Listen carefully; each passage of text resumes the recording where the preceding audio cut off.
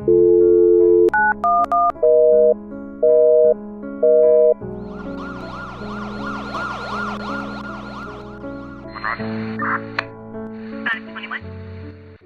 guys, welcome back to my channel.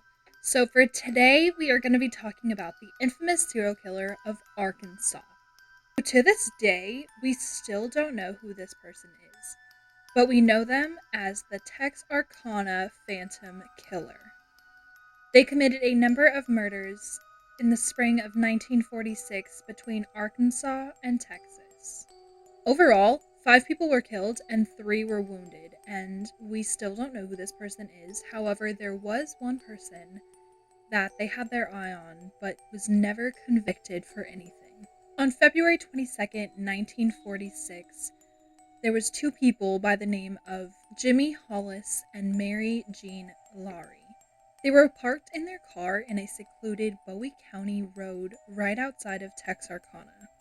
They were then forced out of their car by an armed man who hid his face by a burlap sack, and all that he had were 2 slits for his eyes.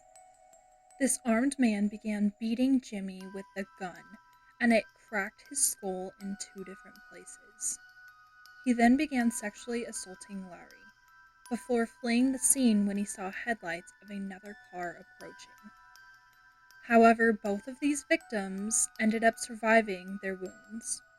Just a month later, on March 24th, 2 more victims were found. Richard Griffin and Polly Ann Moore were found in about the same area, in a back road of Bowie County. They had both been fatally shot by a revolver. Bloodstains on the ground indicated that they had actually been shot outside of their car and then put back inside.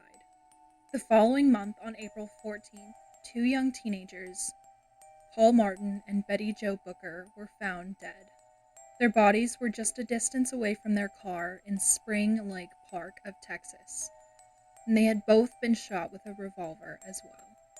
It was found that in both cases, the women had been brutally tortured and assaulted before being killed.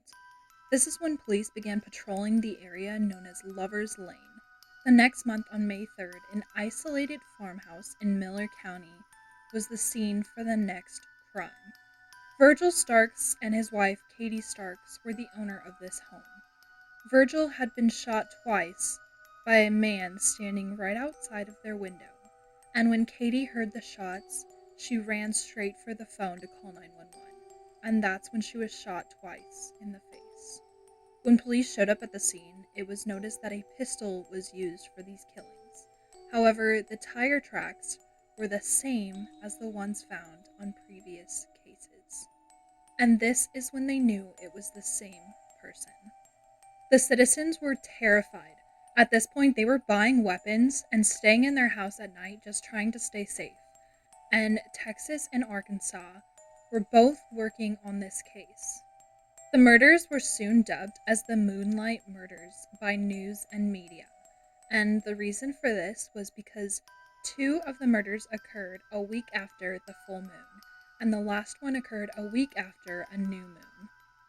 People were on edge, and they were claiming that this mysterious murderer was their own neighbor. They were pointing fingers at anybody and everybody. At one point, a student at the University of Arkansas had actually killed himself, and he left a poem and confessed to the murders. However, this all turned out to be false. He was not the murderer. However, there was one person in particular many people were pointing fingers at, and this was a man named Yowell Sweeney, and he had a record of car theft, assault, and burglary. It had been noted also that one of the policemen named Max had actually found that a week before each murder, a car was stolen and abandoned. In July of 1946, police ended up staking out a stolen car, and it led them to a crying woman, and this woman was known as Sweeney's girlfriend. They began questioning her about the murders that had occurred, and it turns out she knew some information that wasn't released to the public. They ended up bringing her in and questioning her more, and her story began to change. She ended up marrying Sweeney, and the reasoning for this was if he were to go to trial, she couldn't be used as a witness against him.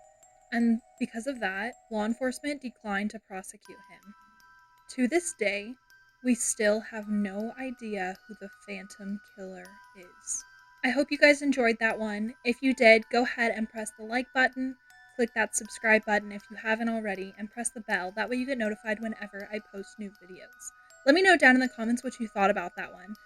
If you think this person's still alive or what. It's honestly so crazy. Until next week, bye guys.